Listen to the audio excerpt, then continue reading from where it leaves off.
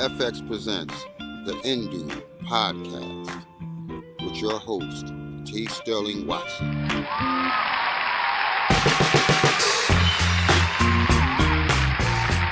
Good morning, Indubians. I'm T. Sterling Watson. And I'm Courtney. This is the Indu Podcast, where morning drive time meets late night talk show, and we aim to entertain, enlighten, and provide auditory escape. Thank you for stopping by and pressing play. Whew. Courtney, how are you doing? I am fabulous. How are you? I am on the verge of being run down by a bus or a truck that is called work, but I'm here. I'm alive. I feel like I'm out of breath, but I'm here. Yeah. As always, there's always a bunch of what's the word? Obstacles that you have to hurdle over, like hurdles. And here we are. But yes, I'm here. Good. You got this. We got this. And it's a good time to have this because there's a lot of things going on in the news. But before we get into the news, there's a new thing that I could not wait to tell you about regarding Bettye. The Bettye saga continues. Okay, let's hear it. So, last night, I am out and about and just hanging out inside the church, and then my dad comes in. He's like, "Are you planning on some kind of a getaway? Like, I guess maybe like a heist or something?" And I'm like, "No. What are you talking about?" And he's like, "Your car's running." So I pull my keys out, and I'm like, "How?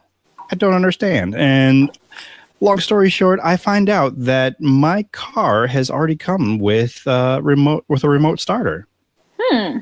Well, that's cool. How did you not know that, though? I did not know that because when I was initially getting the car from CarMax, that was one of the questions that they asked if I wanted to install a remote starter. And I'm like, I thought about it, but that would be more on my monthly payments. And I'm like, nah, I'm good. I will just deal with it. And up here in the northern states where winter happens, like a lot, that is a beneficial thing to have. So you can have your car nice and toasty before you get into it. So I decided, nope, I'm just going to deal with it like every other or most northerners, and just brave the winter and warm it up then. But the keys that they gave me were like custom. They weren't like, it's a Honda Fit. They normally would give you Honda keys, but these were like custom keys and had like extra buttons, and I didn't know what the buttons did. I even pushed them and nothing happened. So I'm like, okay, whatever.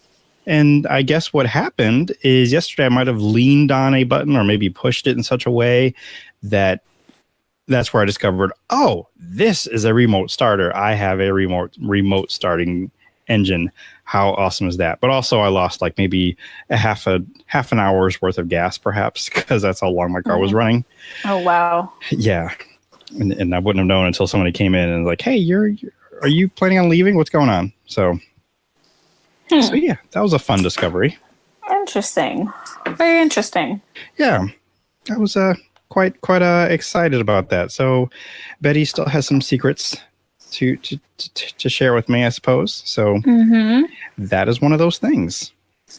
I'm glad you found it. Yeah, me too. And no one realized it was just an idling car. I'm like, I'm just going to take away with this car. Right. Yeah, that would have been bad.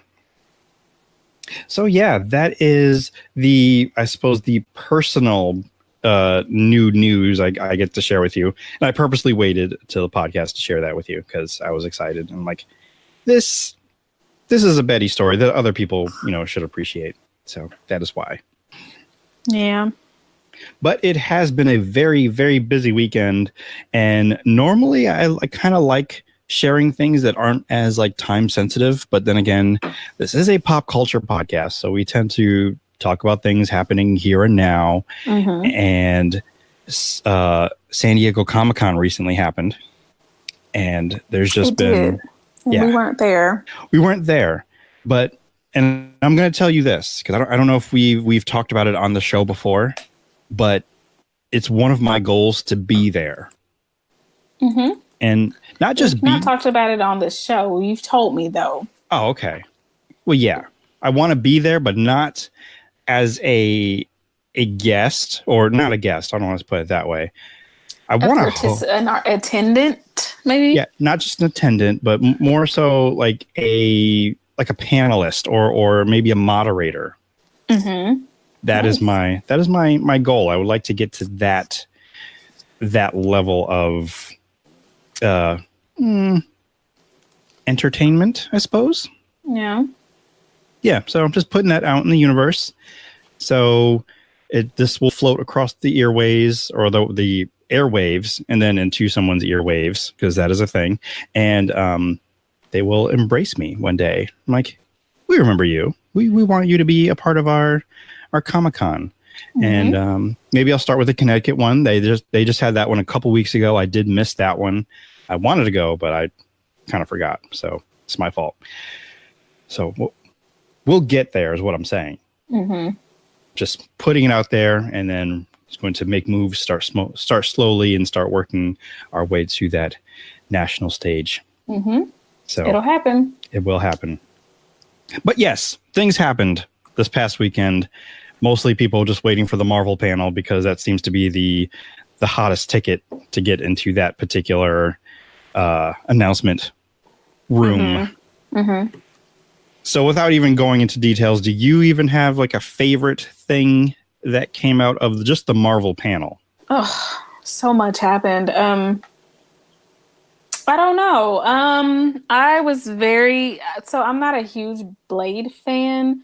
Mm-hmm. Like, I need to go through all of the movies, the current Blade movies, again.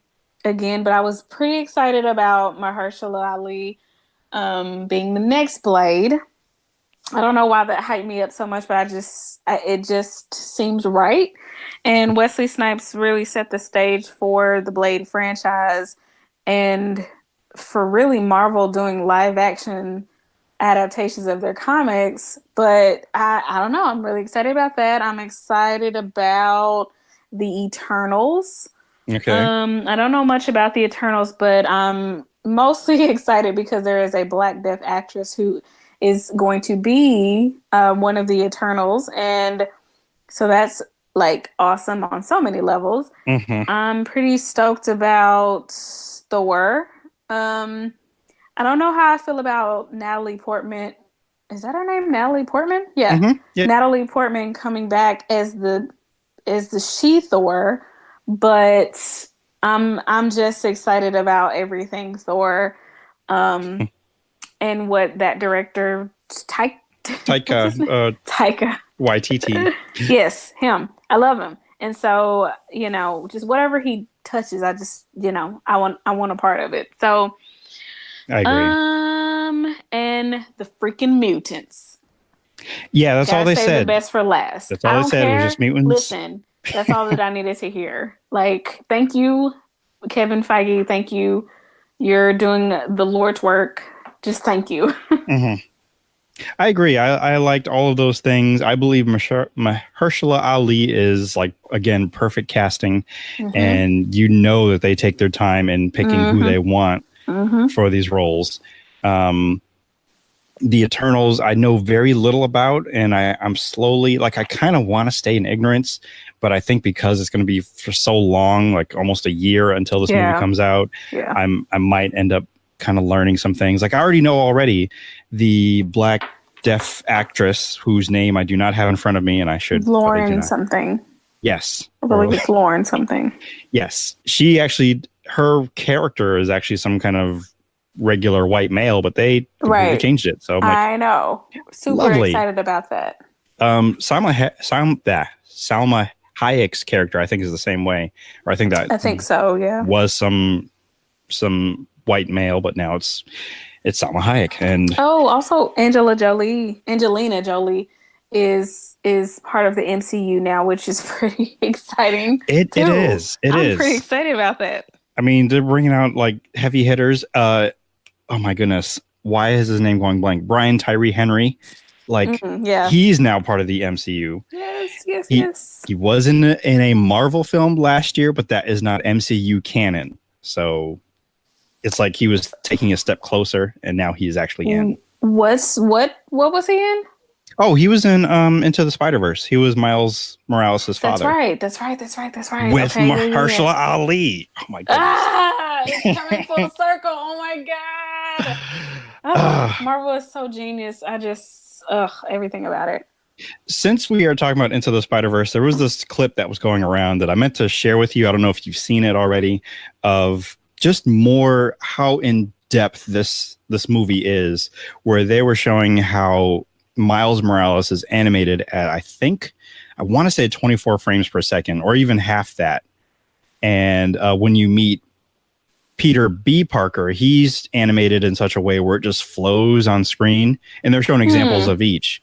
And then Miles Morales' animation doesn't kick into Peter B. Parker's style of fluid animation until after he fully embraces his Spider-Man-ness.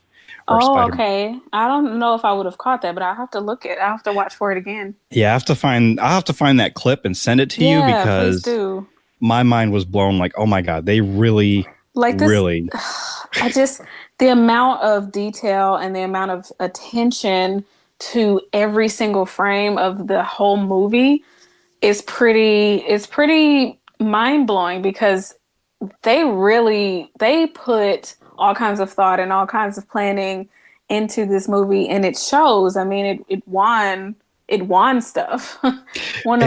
Animated movies typically don't win a whole bunch of stuff, and this one did, and you can see why, because even now we are still, I don't know if that would be considered an Easter egg or not, but to me it is, as a creative person, that is an Easter egg, because as you create things, you wonder how much it matters sometimes, putting so much attention to detail, how much it matters. And then like stuff like this happens where it's essential to the actual plot that you're working on. It's just, I love it.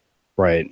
I mean, there's that, there's notes about the music, and this is something I read a while ago, and I don't remember if you've seen it, but I don't even remember the details of it. I just know that there are times where the score comes into play, like it does with any movie, but especially with this one, when certain characters are arriving, and it's, I don't know, they, like you said, the attention to detail is astounding in this movie.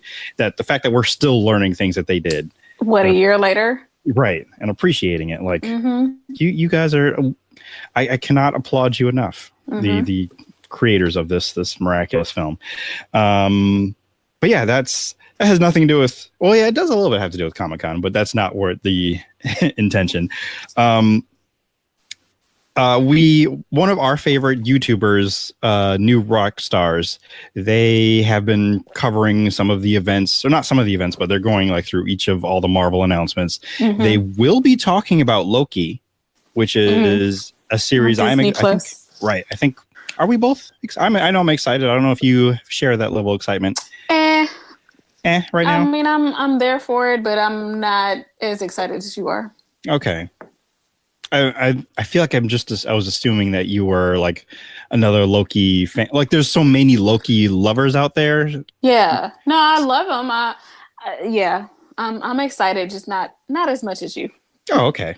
Well, maybe not yet. Maybe you have to see more. I do need to see more. I don't know what's going to happen with this show, and so I'm just like, I'm here for it, but they're going to have to wow me a little bit more. I get it. I bring that up because Eric Voss, he's going to be diving into the title card, which has brought up some controversy, and I have this feeling that he may share the same sentiment I do.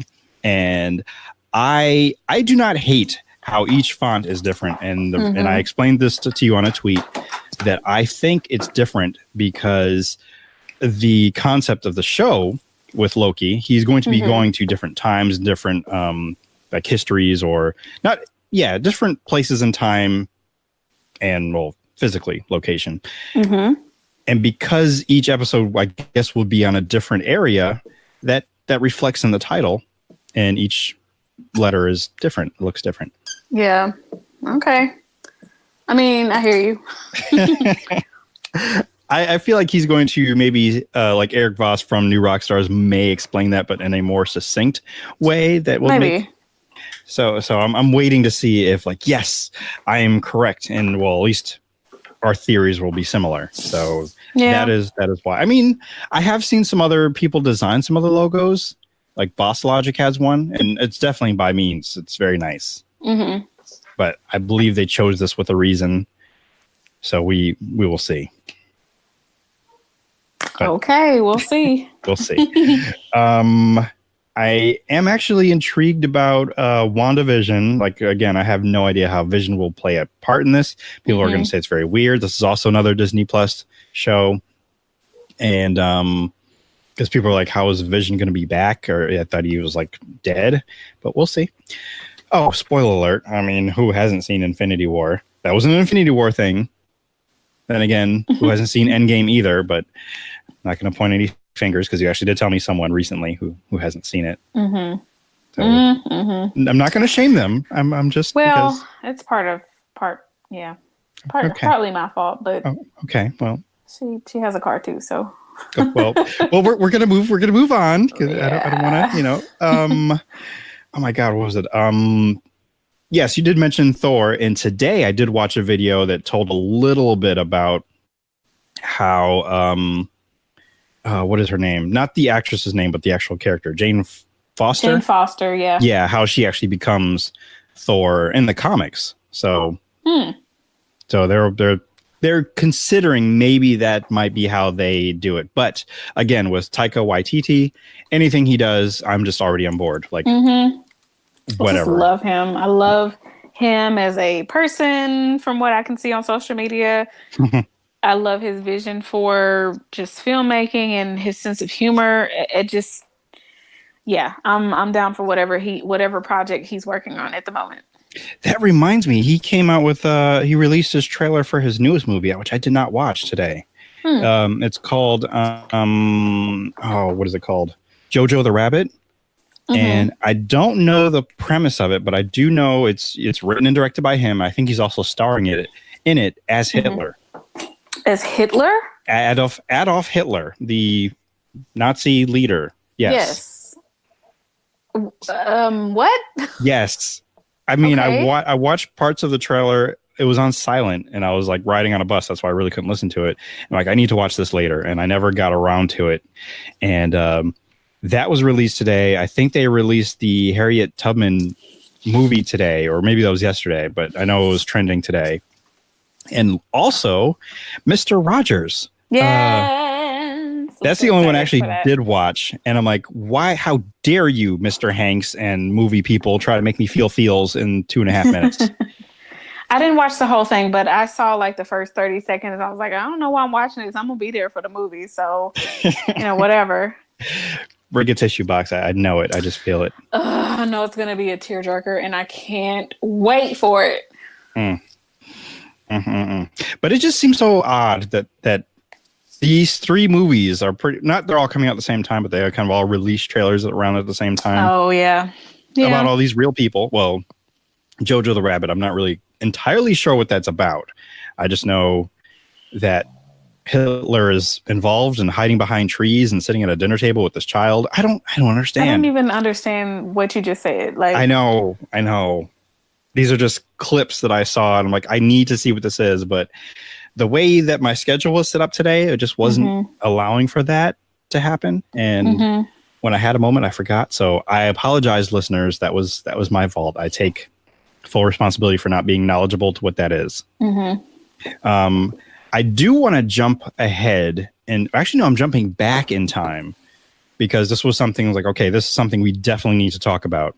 And I need to know where you stand on this, Courtney, on if you're down or you're just going to watch from the sideline.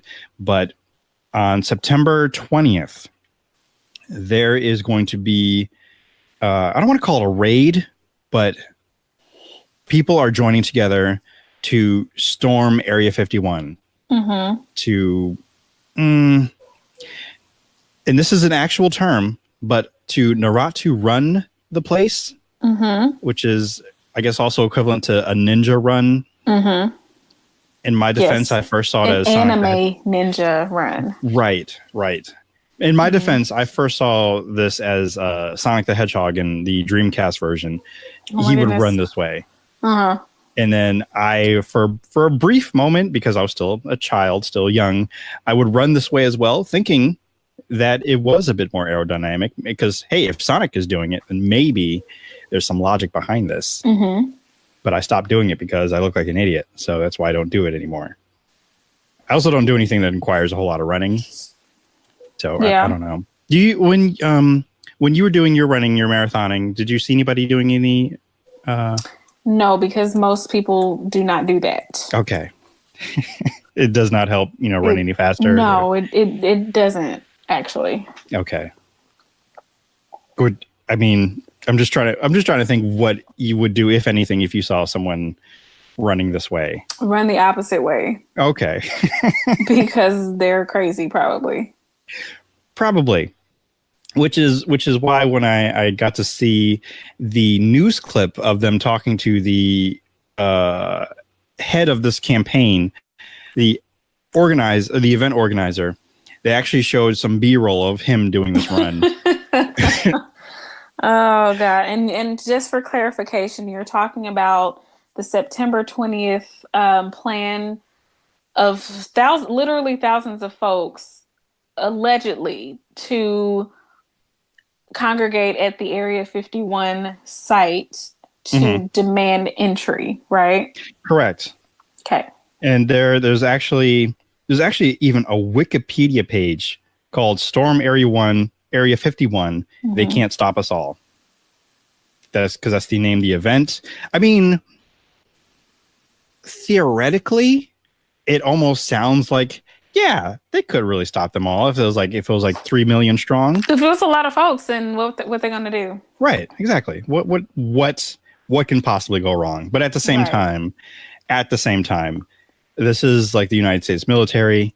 They've literally had to kind of prepare, or they are preparing just in case people are stupid enough, because people will be stupid enough to, I don't know, attempt to do something. They maybe won't kill them, but probably definitely arrest them. So yeah, maybe tear gas them. Yeah, tear gas. If there's a huge crowd, but if it's just a few people trying to jump the fence, maybe they'll just arrest them and like, no, stop this. In the meantime, the organizer did say, like, yeah, it is a joke. Like, I don't really intend for people to do this, but if there's going to be a large gathering, he does want to kind of set up like a music venue. Like, it would be music venue. Yeah. What a left turn. I mean, it is. It does seem that way for sure. But it does seem like a good idea where this could turn out to be maybe some kind of annual event where people don't actually, I know people are going to be stupid enough that they're actually going to try to storm Area 51. But for the people who do show up anyway, like, let's just see what happens, that something will be set up there for them to do. And he wants to set up like a music venue, or not a music venue, but like an event, like it's a festival or something. So, which I'm like, hey, at least you're using your influence for something positive and fun and safe. Maybe. Okay. So, we'll see how this actually turns out, though. Right. I was just wondering where you stand on this line. Will you be a spectator? Was there even an interest that you might want to go? Not interested in going, for sure. I'm interested in watching this whole thing play out, though. Definitely want to see how it goes, but no, it was never even a thought that crossed my mind. Maybe I should go. No, it wasn't. All right. I mean, because it was brought up by a listener who, at first I thought that she was enlisting me to go. But when she was saying we're storming at dawn or whatever, we're bringing a sack lunch. So I'm like, okay, so that signifies to me it's just a day event. So we're not going to be breaking down the walls and then encamping inside. Like, we are here until you let the aliens go. So it was just, I guess, break down the walls and then we leave. So I'm like, oh, okay, it's just a day event. But I guess that's not quite the case. And yeah, it's going to be a little longer than a day for me because that is New Mexico, whereas I am in Connecticut, and that's a very long It's a trip. little bit of a drive, I would Yeah, a think. little bit. Just at least 2 or 3 days if I were to drive like by myself. But I know that's not going to happen. I don't quite have the funds together to get a plane to go out there and be a reporter on the scene. It's not something I really am looking forward to doing right now. I will watch from a side and see what happens. Yeah. Much like I did with Comic-Con. So yeah. Yeah. Well, Godspeed to the folks who are going. Like, live your absolute best life. Who am I to stop you? I mean, it sounds like that they might be, in their terms anyway. Like this is my best life. I want to be there to be part of the number. Mm-hmm. And probably get a T-shirt like I almost saved one of the aliens or something. I don't know. Mm-hmm. I mean, that's a shirt that I would sell if I were there, not to be part of the raid, but be a supporter or a spectator. Like I'm a vendor here. Because that's some of the people in town. There's the nearby towns, like 56 people, and they're trying to prepare now all the rooms in their local hotel, which only has like 13 beds. It's already been booked. So, no. Well, if they only had 13 beds to begin with, I mean, that's not hard to do. This is true. So the owner of that hotel, she actually, I think, is renting about 30 acres of land. So people with campers can like camp. Man, legally. That's one way to capitalism, man. Sometimes you just got to do what you got to do. You have to. There are people, or at least the restaurant there is just trying to make sure they have enough food to accommodate like thousands of people. So, I mean, this is covering your bases because it sounds like it's going to be an event, and I'm just here eating my popcorn, just waiting patiently to see what happens because this sounds like it's going to be something. So yeah, it's going to be something, that's for sure.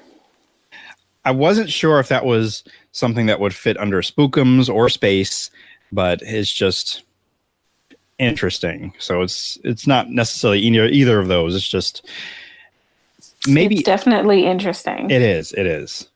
But yeah, back to speaking of Space, Picard. We got to see a trailer for that come out of Comic-Con. How do you feel about all these Star Trek things that are coming out? I'm pretty excited, but I admittedly am not a big Picard fan, only because I know we talked about this. Only because I didn't watch like Next Generation. I watched it growing up, but I didn't watch it as an adult. So adult me is not as familiar with Picard. Now I love me some what's his oh God, Patrick Stewart. Everything that he does, I love. But I have not watched a whole lot of Next Generation as an adult. So like the trailer looked amazing, but I was like, you know what? These references I ain't getting. So So when you saw Data's face, that did nothing for you. No. So 7 of 9. I knew it was Data, and I was like, oh, Data, but that was it. Like, I'm sure that was a big reveal, and that was a big like, oh my God. It was. Yeah, not for me. I'm like, oh my God, he's back. And the one who got me was 7 of 9, which is he's from Voyager. For those who aren't initiated. Yes. I knew that. I tweeted, I believe that day, how like she was one of my first like nerd crushes. Yeah. This morning, the actress liked that tweet. Aw. So that's cute. Yeah, it's come full circle. Like this day has started out on the best foot because my nerd crush liked my tweet about her. So I'm good. Like, it just really doesn't get any better than that. It doesn't. And until like the show comes out and then she's like in her full glory, saying words, looking beautiful, and just I'm like, okay, this is now surpassed the tweet, and I'm watching it now definitely because of her. Because yeah. Well, when is that movie supposed to come out? I don't know. And I think this is a new series. Like this is it? Yeah, and it's definitely CBS All Access, so they're making sure that they hold on to your coins if you have an account. Dang it. But this isn't the only Star Trek show, because not only they're continuing Star Trek Discovery, which is jumping ahead 1,000 years. Like, what is that all about? Now I actually really need to watch the show. And it's not because I don't want to. It's just there's just a whole bunch of other things going on. So I'm really curious why they're jumping ahead 1,000 years, what's happening. They're doing an animated Star Trek show called Star Trek Lower Decks. And this is a comedy, and it's taking place on a ship that's not really it's not doing the big things like the Enterprise is doing. It's just showing you what some of the other crew members are doing elsewhere on the ship. Their staff. Their staff. Yeah, they are staff, yes. Which I am really interested about. I'm like, yeah, I kind of, I never really thought about it, but I was like, what are all those other people doing they don't necessarily have to be on the bridge, but they're just elsewhere doing whatever on the ship. And I'm really intrigued. Yeah, I'm intrigued. There's Star Trek Shorts, which I'm not sure who or what that is about, but I think there's just like short missions. I don't know if it deals with the Enterprise or if it's just other ships and like, hey, we're on a mission, we're doing this thing. It's like a short film kind of thing. I don't know, but it sounds interesting and worth checking out. So those are some other things coming from the Star Trek camp. That's pretty exciting, though. I'm very glad to see a resurgence of Trek interest and new Trek stories, because I do love Star Trek and I love what it represents, and I love all the iterations. I haven't seen all of them like in their full entirety, like full seasons, but I'm aware of all of them, and I love it. I'm glad to see it coming back and coming back strong too. It's coming back very strong, which is really, really telling of like how powerful and how solid the original series really were. So, in the original movies. So I'm pretty excited about it. And I have a lot of for science, I have a lot of research to do for Trek. I mentioned Blade before. Like, I have a lot of catching up to do. There's just so much content, so much. Well, just with those two universes, I mean, I got a lot of review and I got to refresh my memory on a lot of stuff. So, but I'm excited. Like, it's if anything, if I were ever to do anything useful for science, this would be it. So why not? Right. And as the sentiment was going all weekend, it's a good time to be a nerd right now. Man, it is. Oh my, it's so popular and so mainstream to be a nerd right now.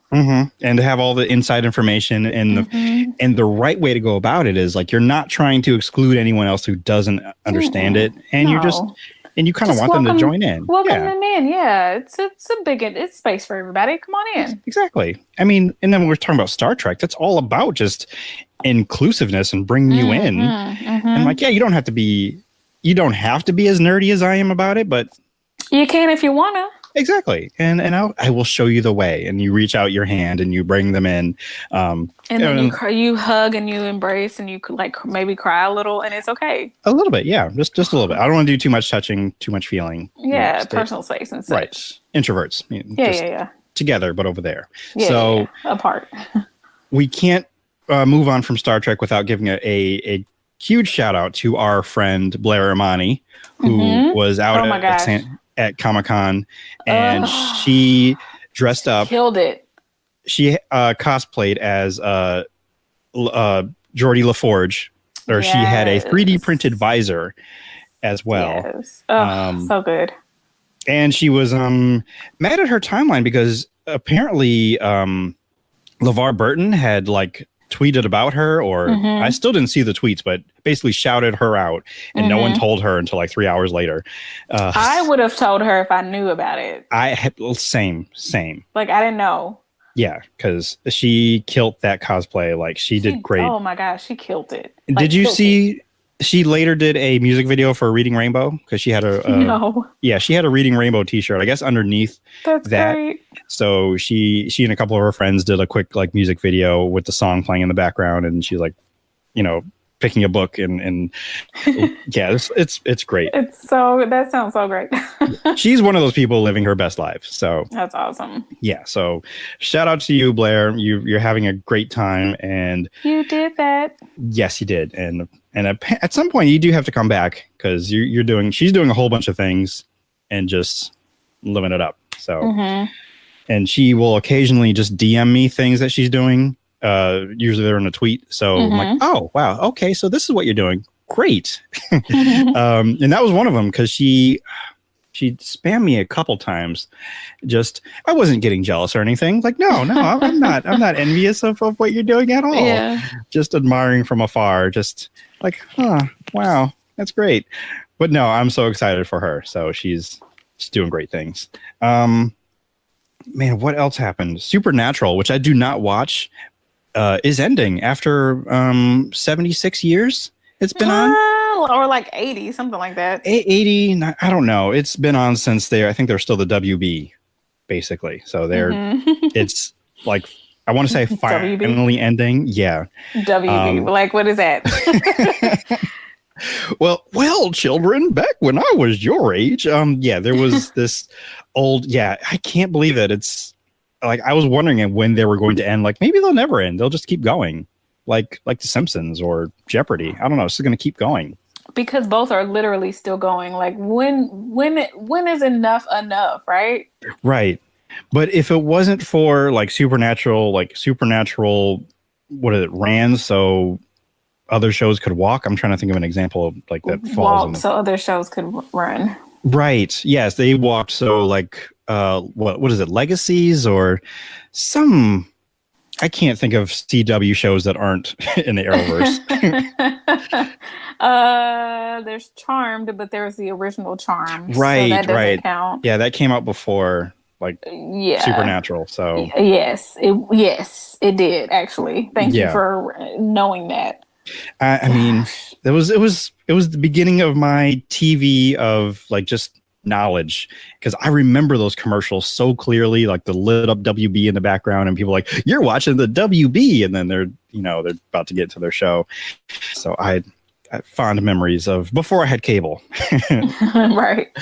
Because my options were limited to, and that was closest I had to this is TV for me, where all the cool kids like me hang out. Because I loved Kids WB, because that's where the Animaniacs were and all that stuff. So yeah, that's ending. And now I mentioned Supernatural. It's not a show that I watch. I did watch a few episodes of the first season because my best friend who was living up here in Connecticut at the time, that was her favorite show. And I was subjugated to watch that. I mean, I didn't hate it. It was like, okay, I get it. And then I think she started to collect the seasons, but then she just got bored with it and like, oh, okay. Yeah. And it's finally ending now. So yeah, no. I guess they had a good run. They had a pretty good run, I'd say. Not too bad, not too shabby. Yeah, I think the other show that's still going as long, I think, might be Grey's Anatomy. But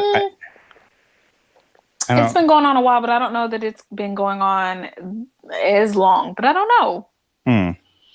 I don't know either. Seasons 2 though, so I don't know. The one that might hold the record or is close to holding the record might be Law and Order SVU. I think The Simpsons still got it though. Yeah, The Simpsons definitely still have it, but they're in a different class because they're animation, whereas these are live action hour dramas. Right, same main characters, that sort of thing. Right. Yeah. And I'm not sure what's going to happen if SUV ever stops, because I don't think. And there's this whole comedy bit that I need you to see. You don't need to see the whole stand up, but John Mulaney does this whole thing about Ice-T in SUV or SVU. Sorry, SVU, discovering things that criminals do as if it's the first time. Like, Ice-T, you've been on this show for years. How do you still not know exactly what a pedophile does or what these? How are you not able to solve the crime in 5 seconds? it's amazing, and his impression of Ice-T is just uncanny. It is hilarious. So if I can find that clip and isolate it and send it to you, then I will have to do that, because it is so worth it. And I'm like, this It's brilliant. So yeah, that show's been on forever too. And I mention all this because you could probably take these shows and all of the CSI shows and start your own channel. And I think that is what Ion TV is just like these shows on repeat all the time. Do you have that channel? Oh, wait. I don't. No, I don't have cable. So I forgot. Yes, you are. It's just me and the streaming channels. You're that newer generation of millennials where we're the poorer generation is more like it. That's what it is. That is what, yes, because cable is outrageous and ridiculous. Okay, so side note. So a theory that several somebodies have said, and I'm just like, you're probably right. They're like, okay, so cable is becoming an obsolete option. It's going out the door because, just like CBS has their own streaming service now, HBO is becoming, a thing. Disney is launching a thing. I think NBC, I don't want to talk about that, but eventually they're all going to have their own streaming services. Right. And so then, cable will slowly and surely die out. And then what all the individual streaming services are going to do is, or like some other big bad in the sky, cloud service in the sky is going to group all of the streaming services together so that you can like have certain channels in a package. And then basically it's going to be cable all over again. It's going to be this never ending cycle. And I mean, there's a couple of streaming services that do this now. What's it called? Oh, like Sling TV? Sling. So Sling TV does that where you can, but it's like a la carte where you can buy certain, they don't have streaming services, but they have certain cable channels that you can buy within a package, or you can add a specific channel. So they're kind of doing the thing, but I feel like this trajectory is going to for sure happen. Like you'll have all these individual streaming channels that do their thing, and they're eventually going to be grouped back up all over again, just like a cable channel. It may be more a la carte, but it's going to happen. So you're right. And I'm wondering if that will end up being called like it's still cable, but they're going to call it, no, this is cloud. Like it's just going to take over that term. But it's basically going to be cable. Exactly. It's cable like holding a mask. Like, oh no, I'm not cable. I'm cloud. And then it's cable's little brother doing the exact same thing. Exactly. And then you're getting, like you're saying, all these different packages, and it's getting out of hand. It's getting out of hand. I'm going to say out loud something that was in one of the chats I'm in. They came up with this idea. Well, it's just a kernel of an idea where they need to come up with something that's like a dating app, but you're looking for people who have some of these streaming services, and then you can kind of link up together and like, hey, I've got Hulu, you've got Netflix, let's trade. And you, I guess, make accounts for each other. I don't know, because all these other services are coming, and ain't nobody got all these coins for all of this. Ain't nobody got all them coins for all of that. Right. For sure. Because I definitely want HBO Max because of everything that it has to offer. But I feel not that I jumped the gun, because I had no idea this was coming. But HBO Max offers DC Universe, which I recently got from my father. And I'm like, if I only waited, then again, I don't really know when this is coming out. I think it's coming out sometime next year. And I'm also mentioning that because at Comic-Con, they showed Harley Quinn, which is an animated series, which actually looks really good. And I'm not even that crazy about the character, but the people that they have voicing characters in that show, like, is like, oh wow, they got some talent behind this. This looks enjoyable. It looks like it's my kind of humor. So I'm intrigued. But also all the other stuff that HBO Max has. I mean, obviously HBO shows, a lot of Warner shows, Friends. We talked about this last episode, but there's just more things that sweetened the deal that I saw at Comic-Con. So I'm mentally preparing if that's something that I'm going to take on, or if I'm going to have to try to find someone who's like, hey, I got one of these services that you want.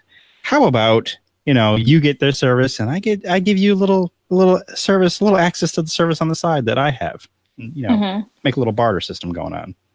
So we'll see how that works out. So that's, that was my way of getting around to talking about Harley Quinn, because that was one of the other things I saw a trailer for that I liked.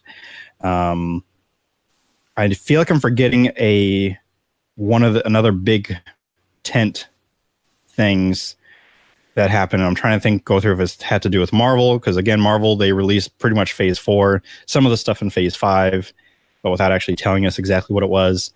Because definitely sequels for Black Panther are coming. Doctor Strange, that was what you and I were geeking about. Oh, yes. How could I even? Because who is supposed to be joining Doctor Strange? Was Scarlet Witch. Yes. Well, but okay, so this is the question I have for you, though, because this is supposed to be their first scary movie. Like, this is going to be a gothic horror. So I'm pretty excited about that, because I don't know what that looks like for them. Okay. I feel like Blade is going to be rated R, as I feel it should be. So that's a thing. Well, no, I think the first two were. The third one, which I'm not sure everyone acknowledges, and I have not watched it in a long time, and I've been hearing stories since it's come out of how production for that movie went. So okay. I kind of want to go back and kind of revisit it. And let me get this right as well. I do want to give props to Wesley Snipes. I did make a tweet saying I didn't care, but I do care because the news of Mahershala Ali being cast and has anybody checked on Wesley Snipes? Has he said anything? Right. As of today, he's completely cool with it. He's cool with it. But I mean, he's kind of. It's time to pass the torch. I do agree. Yeah, it's time. And I'm with everyone else. I mean, I definitely do hope they do give him his props or maybe a cameo or something. But also it's time to pass the torch. And the more as soon as they announced Mahershala, I'm like, I see it. And it makes sense. Yeah. It just does. I don't want to seem like I'm saying you look like you could be half vampire, but he kind of has that look naturally, he could. I mean, he really does favor Wesley Snipes when they put him in the costume and everything. So I see it. I think he's gonna knock it out of the park. I do too. He's amazing. He's an amazing actor as it is. And he's got 2 little gold statuettes to, just exemplify that. I mean, he ain't just chopped liver, he is somebody. So, and you see what Marvel does. They go after you've been in some big things. You've got some hardware behind you. And so you wanna be in our little project here? Okay, great, thank you. Yeah. And then that project blows up in a good way. Because the Captain Marvel has an Oscar. Not the movie. I'm just talking about just Brie Larson. Right. They've got some heavy hitters. Mean, if nothing else, Marvel is amazing at casting for their movies, and they're spot on. And for the most part, I mean, there's a couple of iffy ones where it's just really, did you, Storm? That wasn't Marvel, proper Marvel. Oh, right, because that was Fox, wasn't it? Yes. Oh, yes. It's okay. So we still have a chance to get a real Storm. Oh, we do. That's right, because the mutants are. Oh, yeah, they did. It's all coming back to me now. I'm so excited. Oh yes, that's the other thing I was really excited about. Monica Rambeau. Yes, Monica Rambeau. It's gonna be in WandaVision. My other screen bae, who way back since Mad Men, which is a good show, but not a show that I would rewatch because of how dramatic it is. It's a great show. It's lots of drama, great acting, the attention to detail for every scenery. But later in I think I want to say it's season 5. It's in the latter half of the show. We are introduced to Teyonah Parris, who is the main character, Don Draper's secretary, and a reoccurring black woman in the show, like one of the few that's on there. Like, because it's set in the 60s or something, right? Right. Yeah. So yeah, I mean, I would say it was very progressive, like in that time, because it was a period show, so it was kind of progressive kind of thing.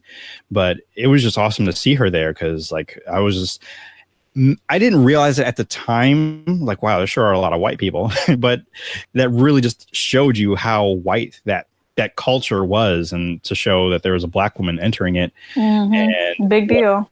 What I would want to see, and this is something I believe you and I have talked about, I maybe have put out in the universe a couple times, but what's not the black version of that show would be, but what's in a sense, maybe the black version of that show, but kind of taking from her point of view. Don Draper's character did have a black, like a housemaid who had disappeared, or maybe she might have left. I don't remember what happened, why she was no longer on the show, but I had wanted to see a series based on her character, or even the character named Dawn, that was her character on the show, what their life was like in the 60s, because I know it definitely wasn't like how Dawn's life was, being a straight white male, just head of everything. So I would love to see a show centered around black people in the 60s with that much detail that Mad Men has, like that nuanced level of detail. So that's kind of my pitch, which I do have some ideas sketched out somewhere. But yes, kudos to her, because she's blown up. She's been steadily increasing, and now she is Monica in the MCU. In the MCU. So I'm excited. That's the other reason why I was excited about WandaVision. I completely forgot to mention that. 1,000 apologies. Please forgive me, Miss Paris, because you are lovely and amazing. So the thing I've been putting off, I didn't mean to, but I told you we were going to talk about The Lion King, because that movie came out recently. That was the longest sigh. It was highly anticipated, I would say, among us black folk, because a lot of people were anticipating it because we were big fans of the movie, but we were also like, should this be done? Should we really be making this live action? That's been my question from the very beginning of the stupid capitalism driven like stint of Disney. I mean, how do you really feel? And it remains. That question remains. Now, I will say I'm just going to say the best parts that I liked, because we here at the Indu podcast, we like to be positive and, share the happier things. And I liked any role that a comedian had, specifically Timon and Pumbaa. I enjoyed Beyonce's inspired album, The Gift. And I thought it looked, for the most part, pretty cool. The movie, just, visually, like, well done. And yeah, I would say, yeah, that's, I didn't hate it, but I didn't like it. Like, it was okay. It was the Okayiest movie. It was the Okayiest movie of 2019, I'd say. Yes. Because there are okayer movies, like, in general, but like this is one that, like, I saw it. Like, this is a movie. They put a lot of money in this. There's a lot of great voice work for some people. What did you just say? There is some great voice work for some people in this movie. For like 2 people, 3 people, yeah. 4 maybe. Yeah, maybe 4. 5 if we count like the veteran, who the OG. Well, he was the number 1 choice. What are you talking about? Well, I was including the other 4 because I didn't include him first. I'm sorry. It was backwards, because I was thinking of Timon and Pumbaa first. Me too. And then I thought of Audrey Woodard. Oh, she did fine. She did all right. Okay. And then James Earl Jones. Sure. I mean, I thought, okay, and I can never remember or pronounce his name properly.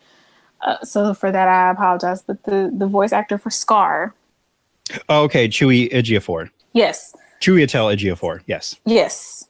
I thought he did well. Now I've heard a lot of like slander saying that he didn't do the part justice. I actually really liked him. I really did. I did too, and I think what was wrong for me was, and this is more of a personal thing, but it was like more nostalgia sake. Like I almost want them to say it word for word and like hit the same inflections that their predecessors hit. And even when the song "Be Prepared" came out, it was more of a not an actual song, but there's a word for it. I feel like warning. I feel like Berta would know exactly what the word I'm looking for. Where it's almost like a sting for this song, like a hint of the song, where it's not the full like chorus and the hyenas aren't singing along with you. But it was a little different because he was more convincing them. Whereas it seemed like before in the animated version, the hyenas were already with him. Whereas he had to come out and was like, hey, why don't you guys get with me and we'll eat together. And by the way, there are no spoilers because this is the animated version, just live action. Like this is pretty much 95% the same. So, so, and I've heard that so, okay, well, let me ask you this. Did you appreciate that being the case, or were you expecting them to kind of go off book or what? Like, that's partly the thing. Like I'm not even sure because the movie, when we talked about it before we even recorded this, I kept comparing it to a recent Disney remake, Aladdin, and how surprised I was where that is still same. It still followed the same model, like the same story. It was just, there was a freshness and a difference about it. And it was just a lot more fun and, dare I say, magical. Maybe that had a lot more to do with Will Smith. I don't know. But even it wasn't even totally him. It was just everything about it. Like it was more fun and entertaining than it needed to be. It should have, like, it felt like that should have been how the Lion King ended up being. Like I should have been let down by Aladdin, and Lion King, and like, oh wow, it was everything. But yeah, and I'm wondering though, because like you said, Lion King was basically 95% of how the original movie was shot, like almost shot for shot. And in some cases, I really appreciated that. But I'm wondering if like at the very beginning, the Circle of Life intro was perfect. It was like shot for shot what it was in the original animated version, and I love that. And I wouldn't have changed anything about that, honestly. But I wonder if some of the bad reviews and some of the ways that we're feeling about this movie is because it really was a shot for shot, for the most part, shot for shot for the entire movie. There was very little deviation from the original script. There's some improv here and there, some updated jokes or whatever. Like Ed, I was really happy that Ed the hyena was not like this, not like he was in the original movie. I will say I was appreciative of that. But I mean, I wonder if, although I will say that Ed is funnier to me. Really, but I don't know. I feel like it doesn't age well though. I could see that. But I mean, I can just hear him laughing, and then for whatever reason, that I do appreciate the laugh. Like the laugh was kind of everything, and I feel like I don't know. But he actually had lines, so he actually had said lines, stuff. And it's shot, and everything was mediocre in this movie. But again, I wonder if that has to do with the fact that the movie really was, for the most part, a shot for shot remake, of the original. You know, there was very little deviation. And the thing that we had agreed on, what it was like, these are, instead of actually voice acting, that just sound like they were reading lines. Like you could really tell they were just, these are line reads with little emotion. Well, and I felt very validated because after we had talked about it, of course I had to go find like some other reviews that people had written and published online. And the first one that I pulled up said exactly what I was saying, that like the emotions that were expressed in the characters. Now we're talking about animal characters, of course, but they are still characters. You choose to highlight them, and they are animals, yes, but they still have emotions because we're human and we need emotions to relate to them. And so in the original, you could definitely see the emotions, you could feel it, you could hear it in their voices, and you could feel the love that night. That's for sure. You could feel the love that night. Okay, and so in this version, it just felt like these animals were not emoting. And I feel like we were listening to like disembodied voices throughout the entire thing, except for a couple of occasions, but. Like the times where it counted, we did not feel any emotion from the voice actors. And see, and speaking of the feeling the love tonight, that song plays during the daytime. That wasn't even the biggest offense for me. Like, sure. Yeah. Oh my God, what was that? Oh my God, how did I forget that? That's the biggest offense of all. Like, well, it wasn't even at night. What? I mean, yeah, you really, I want to say you only had one job, but at the same time, like, whatever, because that's one thing. Movie, like if that's what we're gonna focus on, I mean, and that was something that was spoiled before I even went to see it. Like, this scene doesn't even take place at night. I'm like, what? I know, yeah, got tonight right in the title, and literally, there's the sun shining right over there. Right. Throughout the whole song, and even when the song is over, it's still daytime. So still daytime. They didn't even attempt to make it night. Like. Really? So then if they did a remix, I think it would be a peppier version. Can you feel the love today? And then that would be the because it was a daytime. So that's why they would have to do a remix of that. And you got two musicians right there. So that would make it worse. It would make it worse, yes. But what would have made it better is if they incorporated a couple more songs from Beyonce's The Gift within this. Sure. And I think the other part that was missing, and this hit me when I was thinking about Aladdin, is when Will Smith doing the genie, he had even acknowledged, like, there's no way I can do Robin Williams. I have to make this my own. And I think that's what they needed to do it with The Lion King. Like, these people, they needed to make these characters their own thing. But instead of trying to like recreate that what they had before them, just maybe pay homage to it, but make it their own. And I think maybe I almost said Seth MacFarlane, Seth Rogen and Billy Eichner. I think that's what they did with their characters, because it really felt like it was a Seth character. Like, Pumbaa was like, okay, he really took that role, and I felt he was really perfect for it. He even got his signature laugh in there, which it always makes me laugh whenever I hear him laugh, because he's just he's great at that. Yeah. So I think that's what they should have done in order to make it more of their own. Sure, the line reads came off emotionless, but it's also like voice acting is a difficult job to do, because you have is your voice. Then get somebody who can do it. It's Disney. It's not like you're right. It's not like they can't afford oh my God, better actors. Like, I know. Okay, I know why they picked who they picked. All right, I understand that it's a marketing thing. You got to bring in the money. I get it. But oh my God, but y'all also are getting terrible reviews. Bring in a voice director. Someone is like, bring in a voice coach. Like, yes. It's like, you got it. Okay, that was a good run. Okay, now this time, do it stronger. Better this time. Right. I don't know. Crack a whip in the background if you have to. Whatever it takes to get them. Just because you have talent, folks who are talented in one area does not mean that it automatically translates into other areas. And This is a prime example. Listen, we are not built to be able to do everything. And even if we attempt to do everything, we have that right just as a human. But if we want to be good at those things that we attempt to do, we need people to help us along the way. It doesn't automatically just come naturally to us in most cases. And this is a prime example of that. Exactly.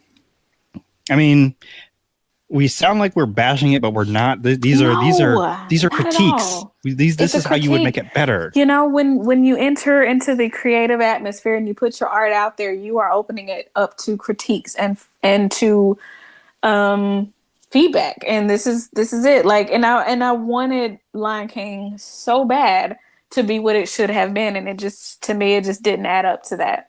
Right. And I think that was like the hardest part, because we were all felt kind of let down, like, oh, we wanted better. than this. We deserve better than this, you know? Right. I mean, with the caliber of actors that were there and just the talent, like it should have been better, but we got what we got. It wasn't terrible. It just wasn't great. Yeah, our expectations, I guess, were too high. And see, listen, this whole thing that they're doing with this remake, you know, Disney's just on this kick of remaking the originals, making them live action. Like, knock yourself out, I guess. I'm not on board, but I know. in cases like you're not this, alone. In cases like this where I'm forced to watch the movies that come out, okay, fine. So my expectations weren't even that high, and it still kind of got below that. So yeah, I wanted to like it. Since I was there, I was like, well, I might as well, you know, I hope I have a good time. And right. Yeah. And yeah, I mean, I did get a couple chuckles. So again, I don't hate the movie, and that's why we're saying it's the okayest movie of 2019. It's not terrible. Like you should watch it, but at, you know, some time that you don't. I don't know how to even put it. Like, I even had a hard time recommending it to people because I'm like, if Aladdin's still playing, go see that. Yeah. Yeah, and I didn't want to mention it, but only because we were talking about expectations and setting expectations.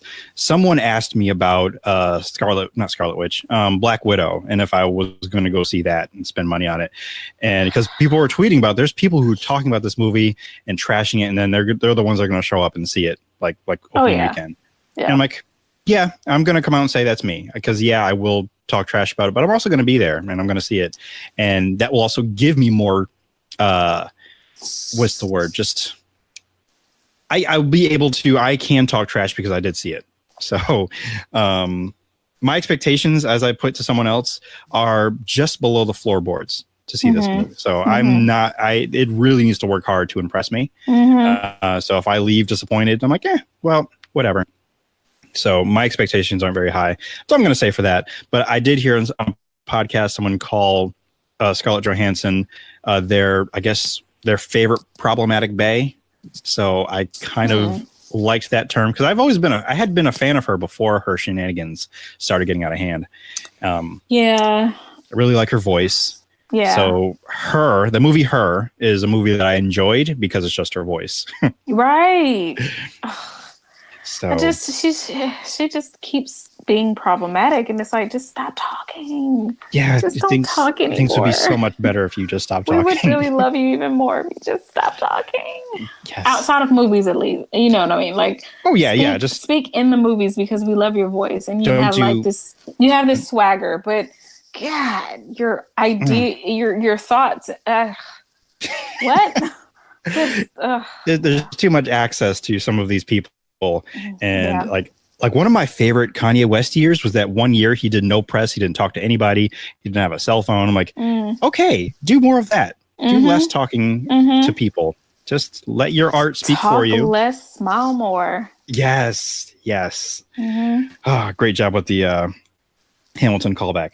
So before we wrap up this episode, I had promised a story, which you were the only one who actually called me out on it. Of how to deal, I guess, with a crank caller. Some years back, I remember I was working at Walmart. I worked third shift, and one day out of the blue, someone crank calls me and using some bizarre accent of some sort, like, "Hey, your pizza's here. You ordered a pizza?" And I'm like, "Yeah, I did."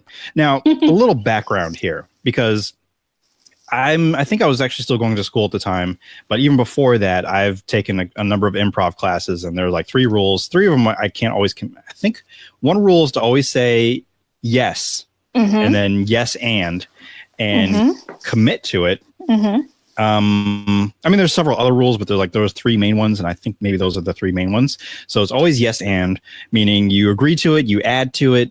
And you commit to it. So you just have to follow through whatever idea, whoever comes up with whatever, you add to it and just commit to it. So this guy, he calls me saying, "Hey, you ordered this pizza?" I'm like, "Oh yeah, the one with the pepperoni and everything. You're here."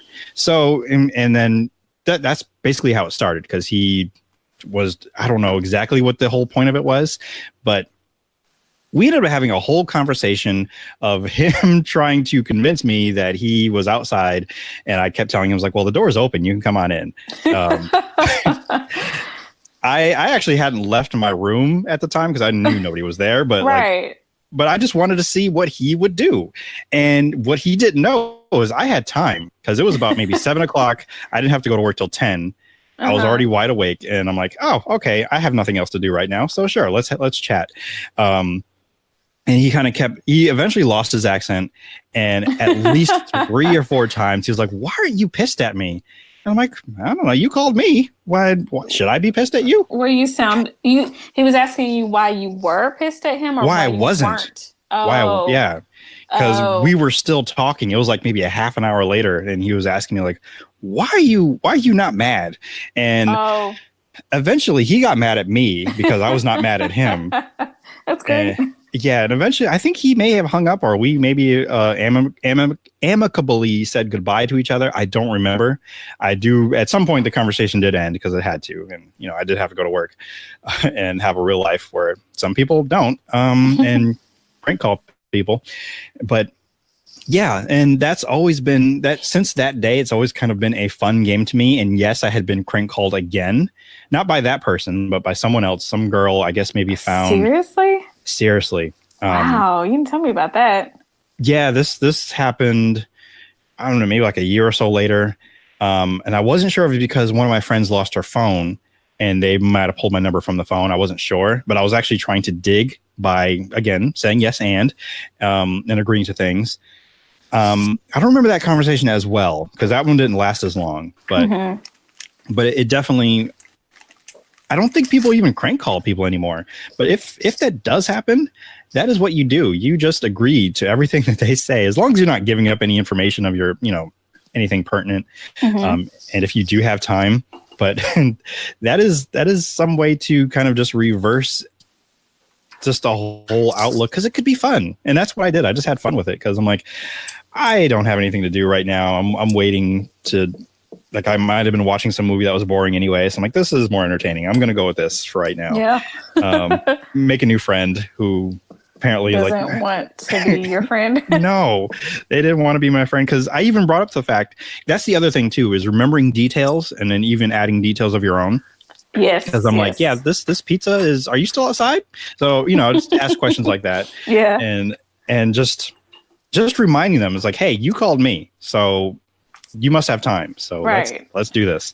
The closest I guess would happen, and this also happened recently, where someone DM'd me on Twitter, and I guess maybe it was catfishing me, or trying to at least, and giving me all these details about being, I don't know, in South Africa or just some African country, but they were selling antiques or trading antiques.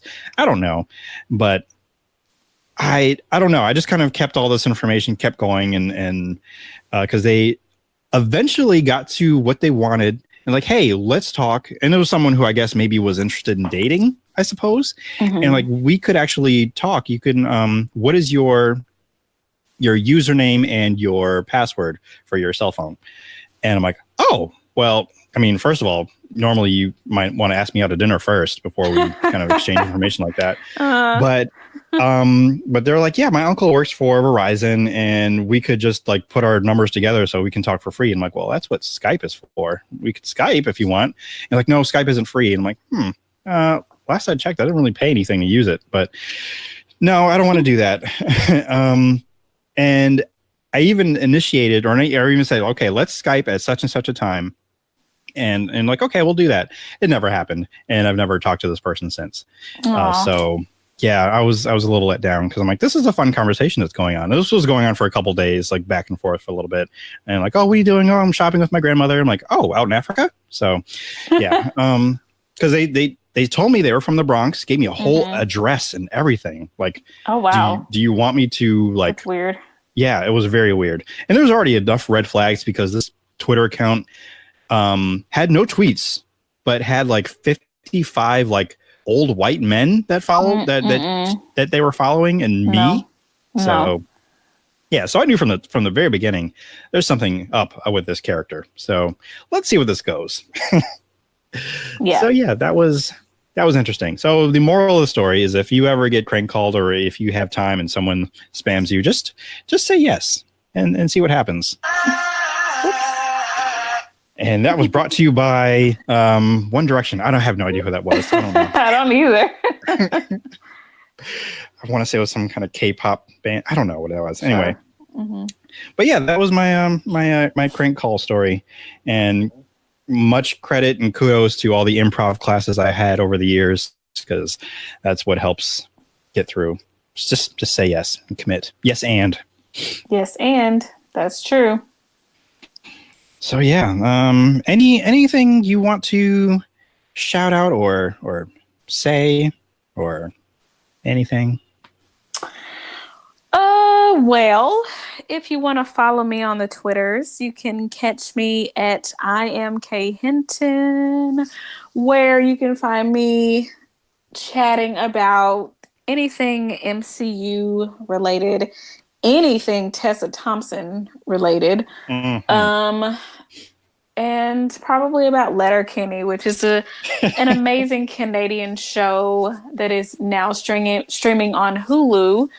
As well as Crave TV, but that's a Canadian service. It's just get Hulu if you're in the Americas. You can find it there.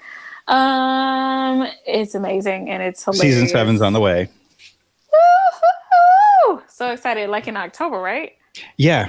Oh, so you already know. Oh, okay. I do already know. Of course I already know. But yeah, so yeah, hit me up.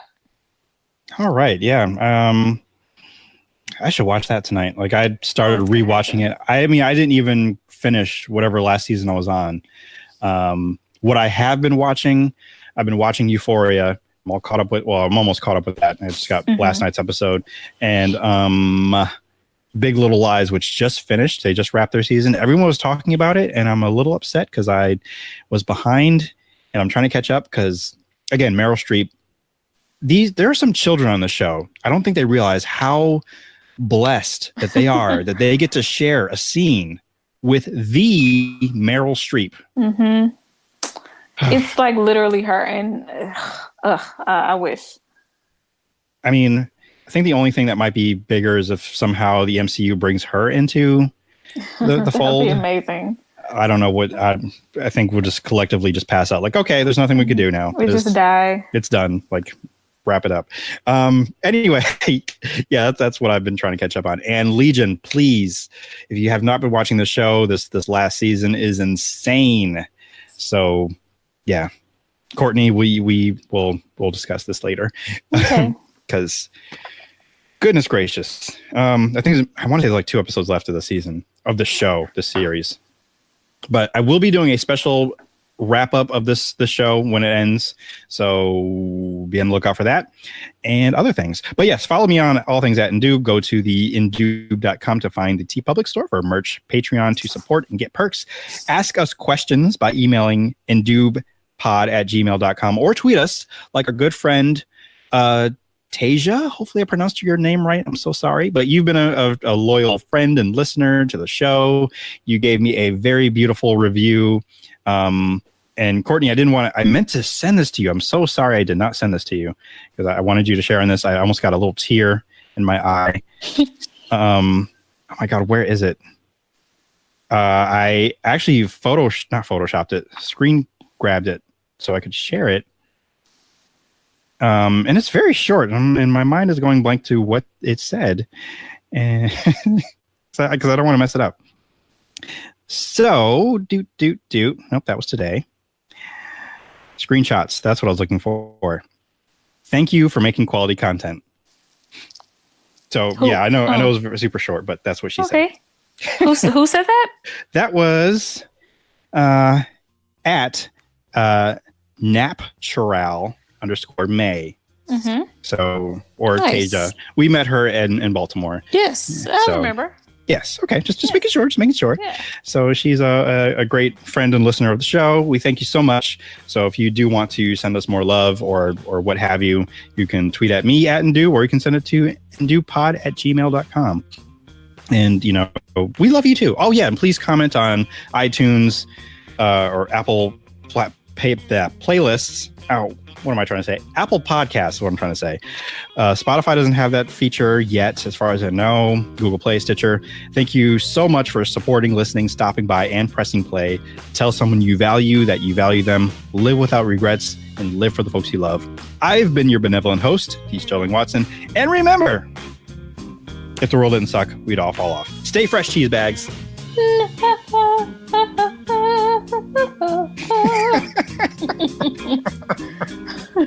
I've been listening to Christmas music today. Just want to let you know. I'm ready for Christmas. It's July and I have the fever. I'm so ready for Christmas.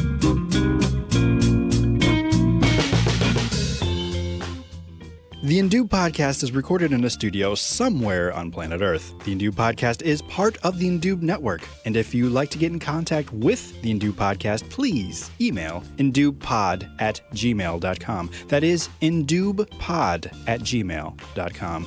You can find the Indube Podcast on Apple Podcast, Stitcher, Google Play, and of course, Podbean, or wherever podcasts may be procured. If you'd like to find out more information, please visit indube.com, where you can find our store, the blog, and of course, our Patreon, if you'd like to support and donate and find more perks and fun things to listen to and watch. For Chief, DJ Joe Daddy, Bilford, this is T. Sterling Watson signing off. Thank you so much for listening.